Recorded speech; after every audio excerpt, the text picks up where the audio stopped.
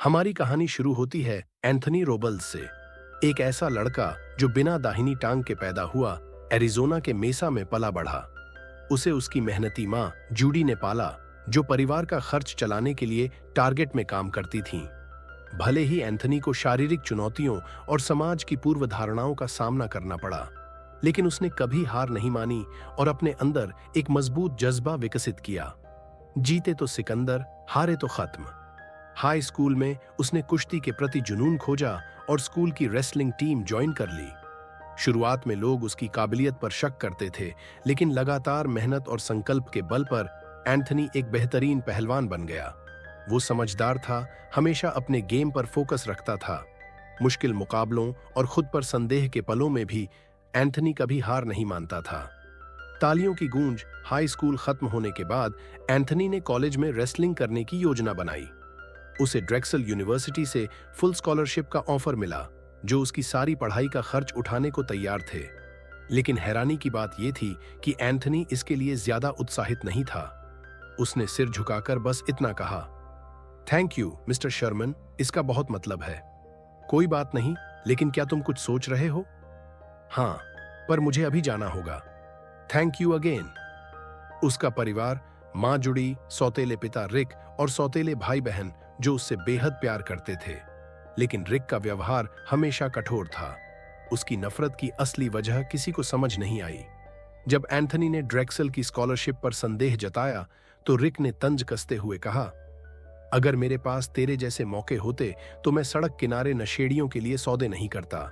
रिक की बातें जहरीली थीं और उसका बेरुखी भरा रवैया एंथनी और उसकी मां जूडी को तकलीफ देता, लेकिन किसी ने खुलकर इसका सामना नहीं किया। अगले दिन high school coach Bobby Williams ने एंथनी को दूसरे कॉलेज में अप्लाई करने की सलाह दी, लेकिन एंथनी सिर्फ आयोवा कॉलेज में जाना चाहता था, क्योंकि वहां से बेहतरीन पहलवान निकलते थे। हालांकि लोग उसकी इस इच्छा को असंभव मानते थे। देख, आयोवा के अलावा और भी कॉलेज हैं। सिर्फ गोल्ड मेडल ही जीतना सब कुछ नहीं होता। ड्रेक्सल का ऑफर बुरा नहीं है, और सच्चाई यह है कि बाकी किसी कॉलेज ने तुझे ऑफर भी नहीं दिया। इसके साथ ही एंथनी जेट क्लब में पार्ट टाइम क्लीनर का काम करता था, जहां उसके साथी उसकी मेहनत की सराहना करते थे। कोच शॉन चार्ल्स ने उसे समझाया कि आयोवा में दाखिला मिलना बेहद मुश्किल है और एसयू, अरिजोना स्टेट यूनिवर्सिटी की रेसलिंग टीम में वॉक ऑन करना उसके लिए बेहतर ऑप्शन हो सकता है। लेकिन एंथनी हार मानने वालों में से नहीं था। उस शाम डिनर के दौरान रिक ने जानबूझकर एंथनी को उकसाने की कोशिश की। तुझे मेरी बातों से दिक्कत क्यों होती है? हाँ, फर्जी मर्द नहीं, असली मर्द होना सीख। जूडी ने दखल देने की कोशिश की, लेकिन वो खुद रिक के गुस्से से डरती थी। रिक के जाते ही घर का माहौल हल्का हुआ और परिवार ने हंसी मजाक के साथ आइसक्रीम खाई। अगले दिन एंथनी को आयोवा कॉलेज से रिजेक्शन लेटर मिला। वो बुरी तरह टूट गया। उसका एक दोस्त और कोवर्कर उससे बोला, तू एक ऐसे कॉलेज जाना चाहता है जिसकी फीस तू नहीं भर सकता, जबकि ड्रेक्सल तुझे फ्री में पढ़ाना चाहता है। उस रात एंथनी ने अपनी मां को लिविंग रूम में रोते देखा। उसने पहले छिपाने की कोशिश की, लेकिन एंथनी की नजर दीवार के छेद पर पड़ी। उसने गंभीरता से पूछा, क्या हुआ? मेरा मूड खराब था, मैंने उस पर झूठा इल्जाम लगा दिया जो सही नहीं था। जूडी ने खुलासा किया कि रिक घर छोड़कर चला गया था। एंथनी ने उसे गले लगाया और वादा किया कि वो हमेशा उसके साथ रहेगा। आखिरकार एंथनी एएसयू में वॉक ऑन पहलवान बन गया। पहले ही दिन कोच शॉन ने टीम को साफ बता दिया कि 55 में से सिर्फ 22 पहलवानों को ही फाइनल टीम में जगह मिलेगी। एंथनी ने अपने कोच को प्रभावित करने के लिए खुद को पूरी तरह झोंक दिया। प्रैक्टिस के दौरान शॉन ने उसे बैलेंस का महत्व समझाया और खुद उससे स्पारिंग की, ताकि वो अपनी कमजोरियों को समझ सके। बॉबी से मुलाकात के बाद एंथनी ने अपने एक पैर को ही 2 पैरों जितना मजबूत बनाने का फैसला किया। उसी दिन उसने फीनिक्स की पहाड़ियों पर चढ़ाई कर अपने स्टैमिना की परीक्षा ली। हर थकान और दर्द के बावजूद उसने हार नहीं मानी। अगले दिन पूरी टीम पहाड़ चढ़ने निकली। बीच रास्ते में एंथनी गिर पड़ा, लेकिन उसने किसी की मदद नहीं ली। हाँ, मैं ठीक हूं, तुम सब आगे बढ़ो।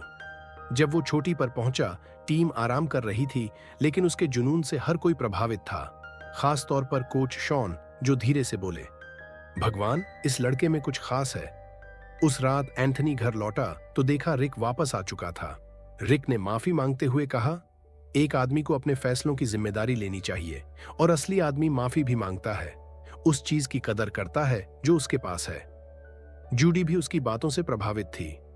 उसने भी रिक के कहने पर टैटू बनवा लिया, लेकिन एंथनी को एहसास हो गया कि रिक को वापस लाना एक बड़ी गलती थी।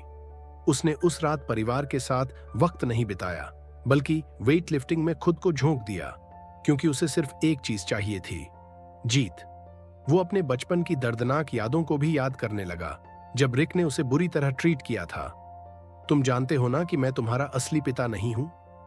हाँ, ठीक है। शुक्र मनाओ कि कम से कम कोई तुम्हारी देखभाल कर रहा है। अगले दिन कोच शॉन ने घोषणा की कि फाइनल टीम सिलेक्शन पास में ही है। सिर्फ 22 रेसलर्स टीम में शामिल होंगे, बाकी को जाना होगा। कुछ लोग एरिजोना स्टेट यूनिवर्सिटी की रेसलिंग टीम का हिस्सा बनने वाले हैं और कुछ के लिए यह सफर यहीं खत्म हो जाएगा। उस रात एंथनी अपने परिवार के साथ डिनर के लिए बैठा, लेकिन रिक उसे लगातार ताने मारता रहा। एंथनी ने ज्यादा खाना नहीं खाया क्योंकि उस रात उसका एक मैच था। रिक ने जबरदस्ती उसके साथ जाने की जिद की, भले ही एंथनी ने मना किया था। उसने एक बहाने के तौर पर कहा, कैसा रहेगा अगर हम सब चलें, एक परिवार की तरह, सही कहा ना? एंथनी घर से निकलने ही वाला था कि फोन बजा। कॉल रिक के लिए थी। गुस्से में उसने एंथनी से कहा, अच्छा, कोई बात नहीं, पूछने की जहमत नहीं उठाऊंगा कि वो फोन पर आएगा या नहीं। पूरे हफ्ते मुझसे बचता फिर रहा है। उसे एक मैसेज देना, जब तुम्हें नौकरी से निकाला जाता है तो अपना सामान भी साथ ले जाना पड़ता है, वरना वो कबाड़ में चला जाता है, समझा? एंथनी ने कुछ नहीं कहा और चुपचाप निकल गया। मैच के दौरान उसे एक काफी बड़े और ताकतवर प्रतिद्वंद्वी का सामना करना पड़ा। साथ ही रिक की मौजूदगी का भी बोझ उस पर था। मैच कड़ा था, लेकिन एंथनी जीत नहीं पाया। घर लौटते ही माहौल गर्मा गया। रिक ने एंथनी का मजाक उड़ाया और वो गुस्से से बेकाबू हो गया। एंथनी ने आखिरकार रिक को सबके सामने ललकार दिया और उसके बेरोजगार होने का सच उजागर कर दिया। जूडी ने एंथनी का बचाव किया, लेकिन रिक ने बहस को उसी के खिलाफ मोड़ दिया। तुम्हें सोचना चाहिए कि तुम्हारे पास क्या है।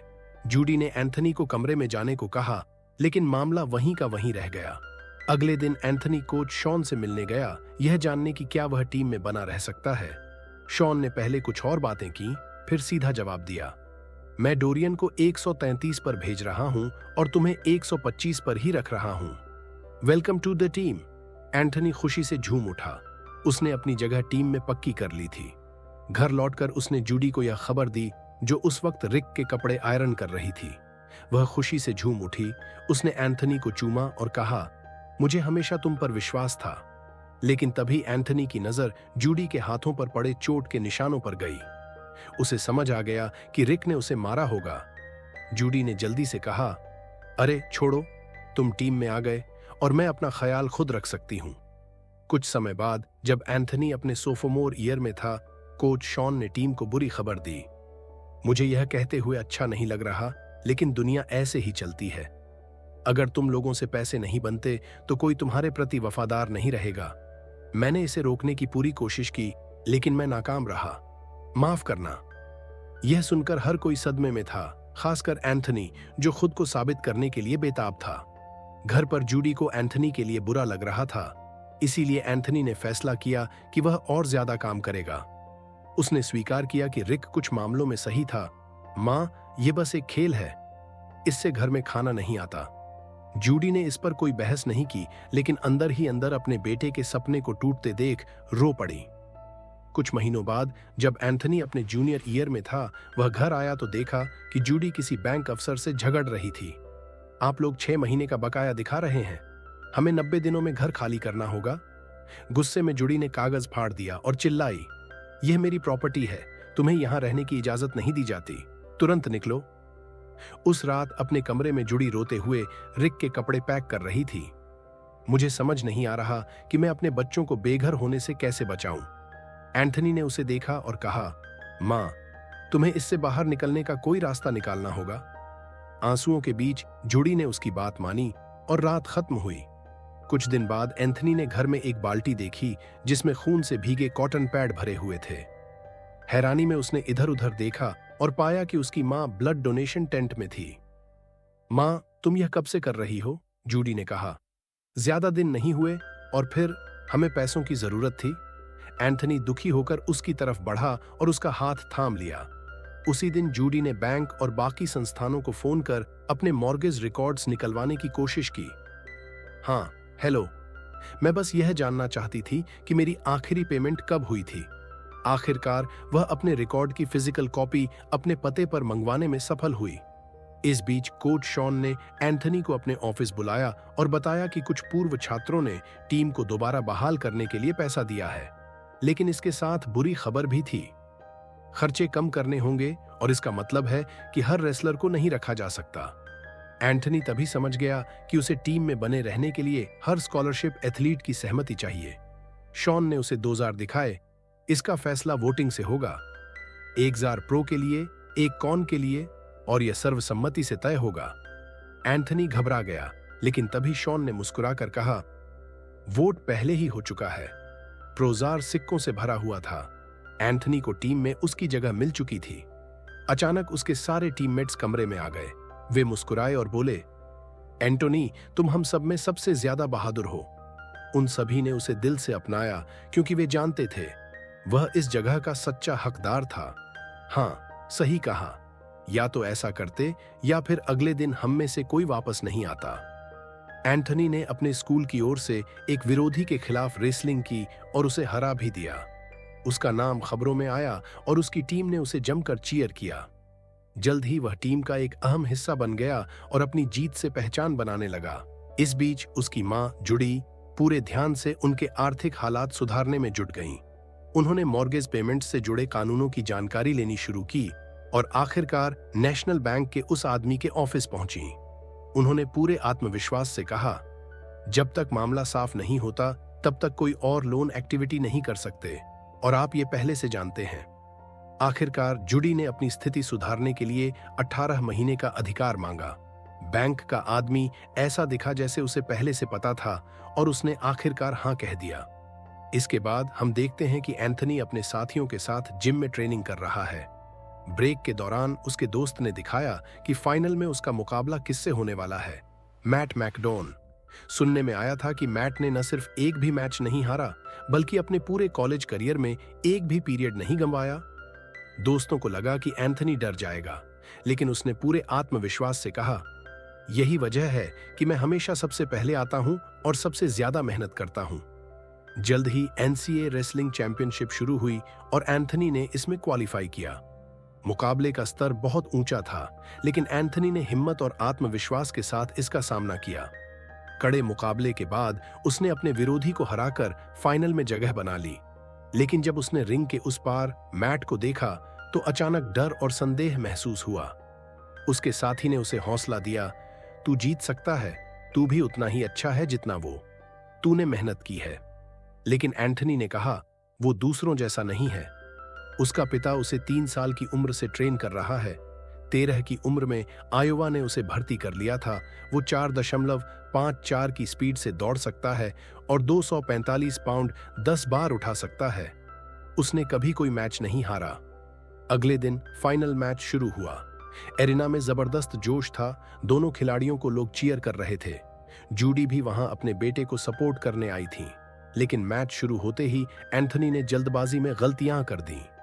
हार का डर उसके दिमाग पर हावी हो गया और मैट ने इसका फायदा उठाकर उसे हरा दिया। एंथनी खुद को हारा हुआ महसूस कर रहा था, लेकिन तभी उसके स्कूल कोच बॉबी उसके पास आए। उन्होंने कहा, खुशी का मजा तभी आता है जब दर्द सहा हो। सफलता और असफलता एक ही सिक्के के 2 पहलू हैं। जैसे कहते हैं, हम गिरते क्यों हैं? ताकि दोबारा उठना सीख सकें। हालांकि यह सब सुनकर एंथनी पूरी तरह ठीक नहीं हुआ, लेकिन उसने बॉबी का सपोर्ट महसूस किया। फिर बॉबी ने उससे सीधा सवाल किया, तू रेसलिंग क्यों करता है? एंथनी ने जवाब दिया, अगर मैं नहीं जीतता, अगर मैं हमेशा दूसरे नंबर पर ही आता रहा, तो मैं बस यही कहता रहूंगा कि मैं जीत के बहुत करीब था। लेकिन कोच, अगर मैं जीत गया तो मेरी एक टांग का ना होना मेरी पहचान नहीं रहेगा। अपने सीनियर ईयर में एंथनी ने पहले से भी ज्यादा मेहनत की। एक रात जब वह घर लौटा तो बाहर खड़े बच्चों ने बताया कि उसके पिता रिक आधे घंटे पहले आए थे और जूडी से बात करने के लिए उन्हें बाहर निकाल दिया था। एंथनी घर के अंदर दौड़ा तो देखा कि रिक जूडी पर हाथ उठाने ही वाला था। उसने तुरंत दखल दिया। रिक, बाहर जाओ, हमें अकेला छोड़ दो। लेकिन रिक ने उसे उकसाया।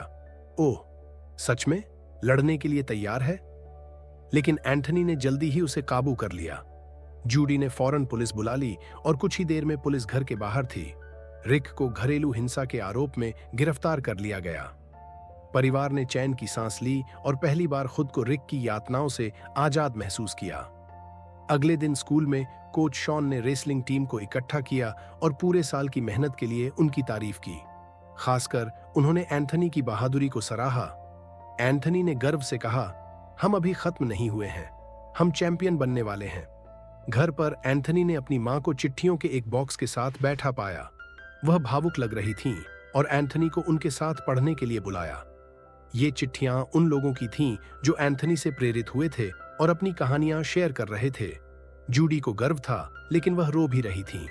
उन्होंने एंथनी से अपने बीते फैसलों के लिए माफी मांगी। उन्होंने कबूल किया, एक समय था जब मैं सोचती थी कि तुम्हारी ये हालत मेरी गलतियों की सजा है, लेकिन असली सजा मैंने तुम्हारे जन्म के बाद दी, जब मैंने तुम्हें खुद को स्वीकारने नहीं दिया। लेकिन अब मुझे एहसास हो गया है, तुम वैसे ही परफेक्ट हो जैसे हो। लोग तुम्हें देखकर खुद पर भरोसा करना सीखते हैं। वो तुम्हें अधूरा नहीं बल्कि अजेय देखते हैं। फिर आया 2011 का NCAA रेसलिंग चैंपियनशिप। एंथनी ने 3 विरोधियों को हराकर अपना फोकस बनाए रखा, लेकिन जब उसने टीवी पर मैट को देखा और एहसास हुआ कि फाइनल में उसका फिर से सामना उसी से होगा, तो वह बेचैन हो गया। मैट और उसके कोच ने इंटरव्यू में उसका मजाक उड़ाया, इसके पास एक टांग कम है, इसे तो प्रोस्थेटिक के साथ वजन तोलना चाहिए। कोच शॉन ने टीवी बंद किया और एंथनी से कहा, करने का बस एक ही तरीका है, कर डालो। एंथनी ने हंसते हुए कहा, यह अच्छा लगा। अंत में रीमैच का समय आ गया। इस बार एंथनी शांत और तैयार था। मुकाबला जबरदस्त था, लेकिन एंथनी ने गजब की तकनीक और हौसले से खेला। और फिर चमत्कार हुआ। एंथनी ने मैट को हरा दिया और नेशनल चैंपियन बन गया। स्टेडियम में खुशी की लहर दौड़ गई। जुड़ी दौड़कर अपने बेटे से लिपट गई। कोच शॉन भी खुशी से झूम उठे। फिल्म खत्म होती है और स्क्रीन पर लिखा आता है, एंथनी रोबलेस असल जिंदगी का हीरो था। रेसलिंग से रिटायर होने के बाद वह नाइके के साथ कॉन्ट्रैक्ट साइन करने वाला पहला खिलाड़ी बना। आज वह मोटिवेशनल स्पीकर और कोच है जो लोगों को उनकी कमजोरियों को ताकत में बदलना सिखा रहा है। उसकी मां जूडी ने भी बड़ी उपलब्धियां हासिल की। 2014 में एरिजोना स्टेट यूनिवर्सिटी से ग्रेजुएट हुई और 2022 में अपनी डॉक्टरेट की डिग्री ली। ऐसी ही बेहतरीन फिल्म रिकैप्स के लिए सब्सक्राइब करना न भूलें। मिलते हैं अगली कहानी में।